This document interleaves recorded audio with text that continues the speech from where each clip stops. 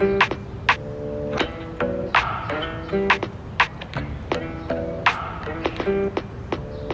trauma is not us. That's not who we have to become. We can become better. We will be better. We will strive for better.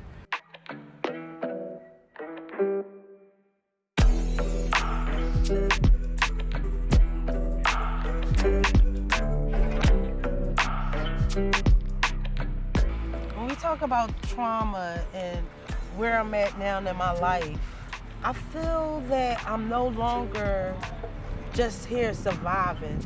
I feel like I've survived. My mom bought this house for $1. And you see how much these houses going for today. And she lost it the same way she lost herself over a man. My mom was on her way becoming a millionaire. She's on her way to riches and fame. I watched my mom get dressed in ball gowns because she was a part of Eastern Stars, and limos pull up to this house, and just was so amazed at how beautiful she was. My mom was like my superhero. You know, she was our protector. To me, in my eyes anyway. She met this man and he was on drugs and got her addicted to drugs. My life changed when we moved here. My brother was 10, I was 11 years old. Yeah, around that time, so much damage occurred in this home. I think this was where I learned to be a survivor. I can go back to the abuse that took place, not just by my mother, but by neighbors, by family members. I didn't feel protected. I didn't feel safe here. Like I said, I held on to survival for a long time, because that's what got me through. And I held on to the love I had for my family and my mom. That's what got me through. And my daughter saved my life. I even used to have a closet I hid in this house when I was younger. To escape from the pain. I even tried to kill myself in this house a few times. Tried to commit suicide in this house.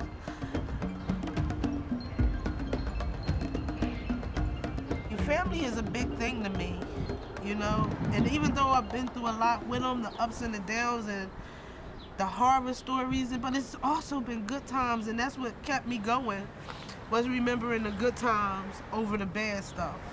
The love I got for my family was the same people that hurt me the most.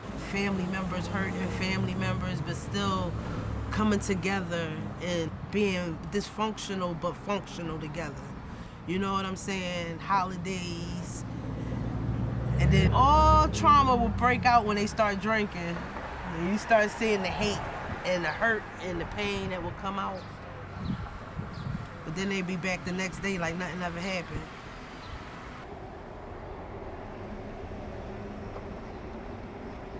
Right across the street, there was our church. They came to the family's rescue a lot of times. Then it's also a time where a family member let their friend sexually harass me in that park over there in Drexelfield, under the bleachers. We used to hang in the projects a lot too. You know, we had a lot of friends because our school, Locke School, Martha Washington, a lot of those schools had a lot of kids from the projects. So we met a lot of our friends came from the projects. Teenage Ashlyn running through these streets. I had neighbors that tried to assault me and hurt me. You know, I had to fight for survival there, you know.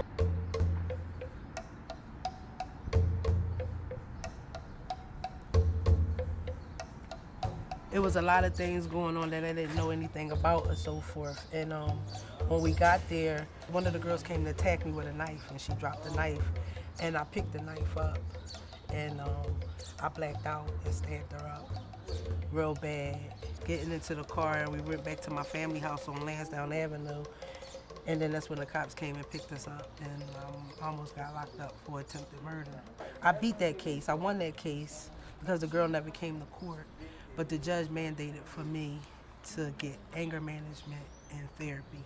And that's where my journey to wellness began. Like that? You can listen one thing. Huh? You gotta kick your feet, like I used to tell your mother. Kick your feet, because I'm not gonna be pushing you like this all the time. You gotta learn how to get up there. This place right here takes me back to the innocent part of my life. Got so many memories and stories, you know. Sit all the way back.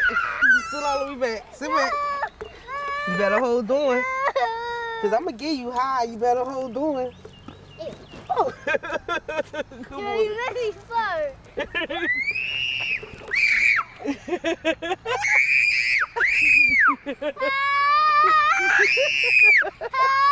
You said when I seen the person that I was becoming, it felt evil.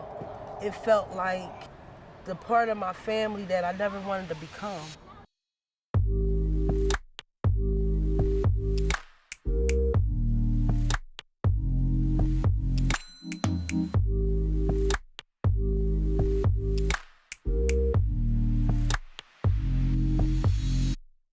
My therapist was able to break down the walls and make me understand that it wasn't my fault.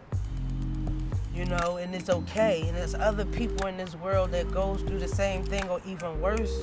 Once I started the work and getting the understanding, it just opened up a whole new world for me. It let me see me as the person that I always knew I could be and wanted to be. I was once rooted in trauma, but uplifted and planted in fresh new soil.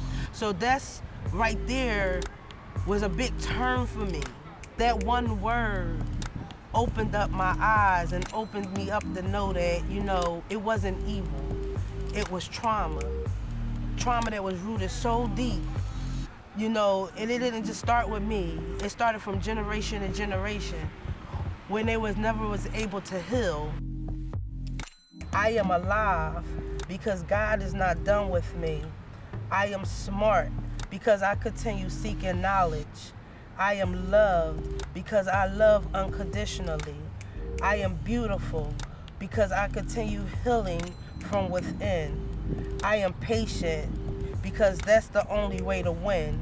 I am phenomenal because of my ancestors. I am fearless because of the armor I'm suited in. I am a conqueror because I survived. I am a helper because someone cared enough to help me. I am kind because my heart is pure. I am enough because I am. Tap into your wellness and love yourself, because if you don't, nobody else will.